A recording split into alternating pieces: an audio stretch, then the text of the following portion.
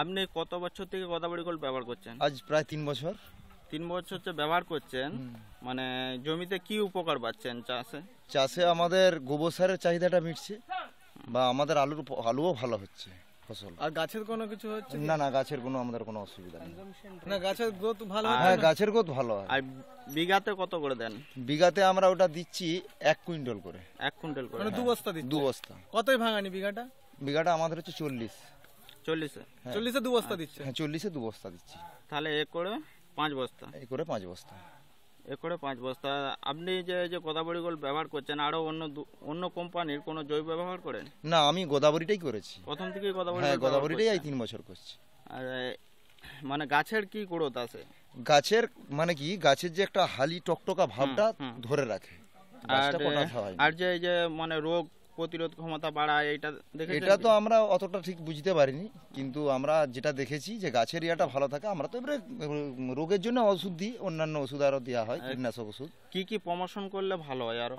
মানে কি কাজ গোদাবরী গোল্ডে কি কাজ করলে ভালো হয়? প্রমোশন কাজ করলে ভালো হয়? ফার্মার্স মিটিং, না টিভি অ্যাড, না কোম্পানির প্রচার? না, ওটা কোম্পানির প্রচার বলতে আমাদের যেরকম মিটিং হয় ওই মিটিংটা করলেই ভালো হয়। আমরা তাহলে সামনে থেকে বুঝতে পারলাম। হ্যাঁ, আমরা সেটা বুঝতে পারবো সামনে দাঁড়িয়ে, যে আমরা শুনতে পাবো যে কোম্পানি আমাদের কাছে এসে এটা বললো। আমরা মেনলি বলে দিচ্ছি যে জৈব কেন ব্যবহার করা হয় জমিতে। জৈব ব্যবহার করলে কি হয়, জৈবতে অর্গানিক কার্বন থাকে, যেটা হলো জৈব কার্বন।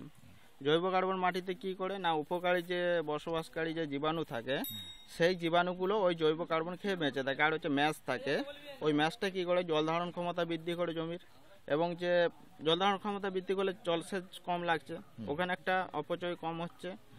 তারপরে হচ্ছে আপনার যে মাটির তে মানে ফাঁপা থাকছে, মানে বায়ু চলাচল ভালো হচ্ছে, তার ফলে কি হচ্ছে মাটিতে শেকড়ের বৃদ্ধি ভালো হবে।